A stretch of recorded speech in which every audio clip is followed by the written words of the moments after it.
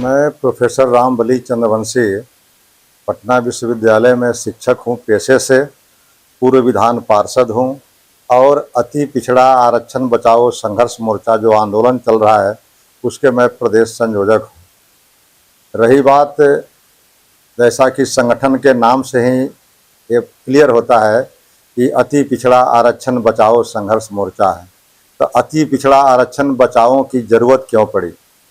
इसलिए कि 2015 में जब नीतीश बाबू की हुकूमत उस समय भी थी, तो एक बहुत ही बड़ा काला कानून अति पिछड़ों के लिए, जननायक कर्पूरी ठाकुर के सपनों को चकनाचूर करने वाला एक काला कानून नीतीश सरकार के द्वारा पास हुआ 2015 में।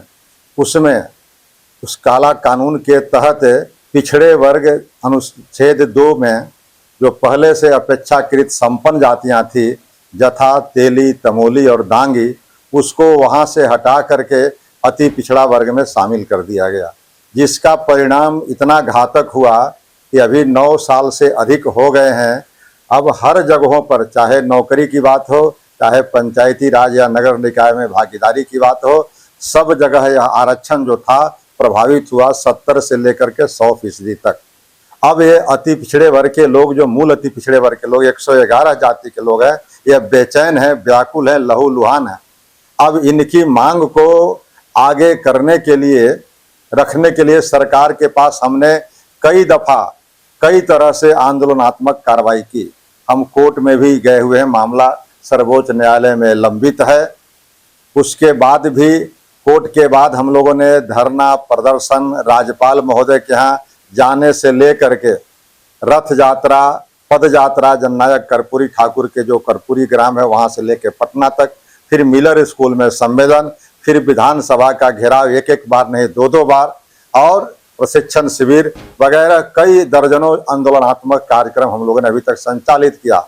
लेकिन नीतीश सरकार ने वादा किया था, हाथ जोड़ करके नीतीश जी ने कहा था कि हमें 10-15 दिन का मौका दीजिए, मैं इसे वापस कर दूंगा।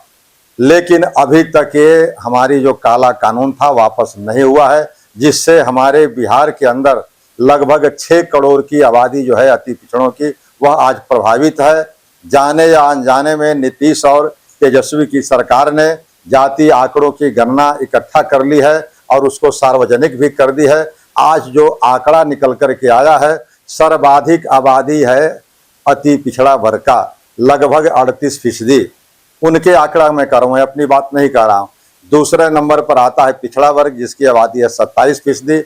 तीसरे नंबर पर आते हैं अल्पसंख्यक 16-17%। चौथे नंबर पर दलित और 5वें नंबर पर सवर्ण है, जिनकी आबादी है 10.5%। इन 5 वर्गों में से सबसे आबादी अधिक है अति पिछड़े वर्गों की 38%। और राजनीतिक भागीदारी या अन्य क्षेत्रों में आर्थिक सामाजिक रूप से देखेंगे तो सबसे फिसड्डी यह हीरावल दस्ता बना हुआ है अति पिछड़ा वर्ग। इस पर न सरकार की कोई ध्यान है, न किसी नेताओं का ध्यान है, बल्कि और जो है हमारा ध्यान चला जा रहा है उन वर्गों को जो पहले से सत्ता पर विराजमान है, उनको मजबूत करने का। ऐसी परिस्थिति में अति पिछड़ा वर्ग आरक्षण बचाओ संघर्ष मोर्चा है, यह संकल्प लिया है कि जब तक बिहार के अंदर हम इसको पिछड़ा वर्ग 2 में वापसी नहीं हो जाती है, तब तक हम लोग आंदोलन जारी रखेंगे। हम लोगों ने शुरू तो जरूर किया था सैकड़ों और हजारों कार्यकर्ता से, आज लाखों कार्यकर्ता जो है इसमें जुड़ गए हैं और सब लोगों ने संकल्प लिया है और अपने सर में कफन बांध करके यह निकल गए हैं कि जब तक ये सरकार इस कानून को वापस नहीं लेती है तब तक हम लोग चैन से नहीं बैठेंगे।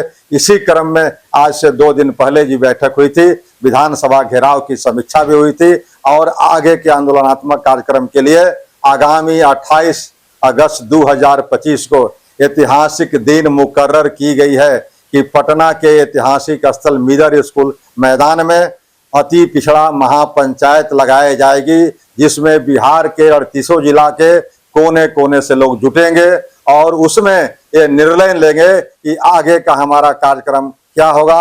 उसके लिए सरकार को हम कितना समय देंगे, उतना समय में अगर सरकार इसे काला कानून वापस नहीं करती है तो हम सड़कों पर आत्मदाह से लेकर के आमरण अनशन तक करने के लिए तैयार होंगे, जिसकी सारी जिम्मेदारी यह नीतीश सरकार और एनडीए सरकार की होगी।